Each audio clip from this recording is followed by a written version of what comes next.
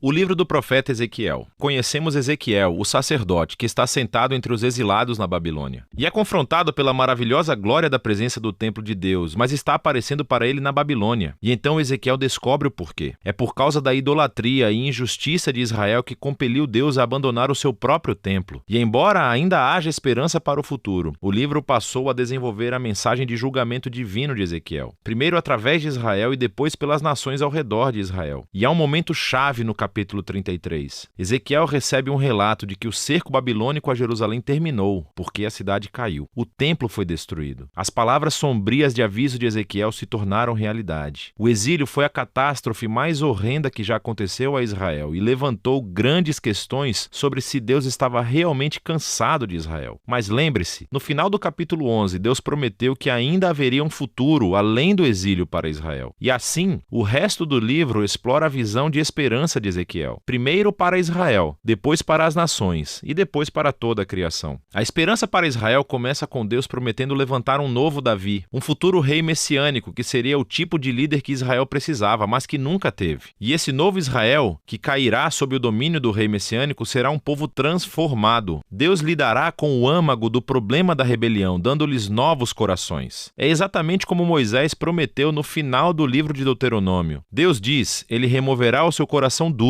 e irá enviar o seu espírito ao seu povo para lhes dar novos corações de carne que possam amar e obedecer ao seu Deus. E essa ideia se desenvolve na próxima visão estranha. Ezequiel vê um enorme vale cheio de ossos e esqueletos humanos e secos. E Deus diz a ele que é uma imagem, uma metáfora do estado espiritual de Israel. Assim, a sua rebelião contra Deus resultou no exílio e na morte literal de muitas pessoas. Mas também foi uma morte metafórica do seu relacionamento com a aliança. E Deus diz a Israel que o seu espírito está vindo para trazer o seu povo de volta à vida. E assim, esse vento vem e levanta todos os ossos e os enche de respiração e vida. E então a pele cresce sobre os ossos e de repente Ezequiel vê todos esses novos humanos em pé na frente dele. Essa visão relembra a história da criação de seres humanos em Gênesis capítulo 2, onde Deus fez os seres humanos a partir do pó e fôlego de vida. E assim, Israel e toda a humanidade se rebelaram, resultando em morte. A única esperança é que Deus realize um novo ato de criação e crie novamente os humanos de tal maneira que eles possam verdadeiramente viver em um relacionamento de amor com Deus e uns com os outros. E assim, depois que Deus lida com o mal que está nos corações do seu próprio povo, algumas questões ainda permanecem sem solução. O que fazer com o mal que ainda está desenfreado entre as nações? E o que fazer com o futuro da morada de Deus no templo? E isso é o que as duas sessões finais do livro esclarecem. Primeiro vem os capítulos 38 e 39, e eles prometem a derrota final do mal entre as nações, que é personificado por um governante chamado Gog, da terra de Magog. Esse nome é derivado de uma genealogia de antigos reinos e terras do capítulo 10 de Gênesis e se refere a nações poderosas do passado distante. E assim, Ezequiel pega esse antigo nome bíblico como uma imagem de todo e qualquer reino violento. E descobrimos que Deus se alia às 7 nações que vêm dos 4 cantos do mundo, o que claramente é uma imagem representando todas as nações. E isso também nos ajuda a entender por que Ezequiel descreve Gog com imagens que ele usou anteriormente no livro para descrever o rei de Tiro e o rei do Egito, o faraó. Para Ezequiel, Gog é uma amálgama das piores e mais violentas pessoas da Bíblia. Gog é o arquétipo da rebelião humana contra Deus. A história básica nesses capítulos é que Gog resiste ao plano de Deus para restaurar o seu povo. E assim como o faraó na história do Êxodo, Gog vem para destruir o povo. Mas Deus liberta a sua justiça em Gog e há uma enxurrada de cenas que não fazem muito sentido literário se você as ler em sequência. Porque primeiro, Gog e seus exércitos são consumidos por um tremor de terra. Mas então eles são consumidos por fogo em 2 momentos diferentes. E depois disso, Deus vem e ataca Gog e o seu exército nos campos onde eles ficam por meses. É claro que essas cenas estão cheias de símbolos e imagens. Ezequiel retirou toda a sua ferramenta poética aqui para descrever como Deus está determinado a finalmente derrotar o mal humano que arruinou o seu mundo. E é para que ele possa preparar o caminho para uma nova criação. E assim, uma vez que o mal é finalmente resolvido entre as nações, a última seção do livro descreve como a presença de Deus um dia retornará ao seu povo e o seu templo para trazer a restauração cósmica. E então Ezequiel tem uma visão longa e elaborada de um novo templo e uma nova cidade. Ele recebeu esse guia turístico celestial que mostra a complexidade do novo templo e é muito maior e mais majestoso do que o templo de Salomão. Há um novo altar, novos sacerdotes, todo um novo sistema de adoração. E depois dessa tour elaborada, a carruagem gloriosa do trono de Deus que ele viu na sua primeira visão volta e entra no templo. O significado dessas visões do templo tem sido uma fonte de debates desde muito tempo. Alguns leitores cristãos e judeus acreditam que essa visão um dia será cumprida literalmente e que esses capítulos oferecem as plantas reais do novo templo que será construído quando o Messias retornar e trouxer o reino de Deus. Mas muitos outros leitores judeus e cristãos pensam que essa visão, como todas as outras visões de Ezequiel, é cheia de simbolismos e elas descrevem a realidade da presença de Deus retornando ao seu povo no reino messiânico, mas não necessariamente da forma de um edifício. Qualquer que seja o ponto de vista, o importante é o fato de que Ezequiel nunca chama a cidade de Jerusalém. E os capítulos 47 e 48 nos mostram por quê.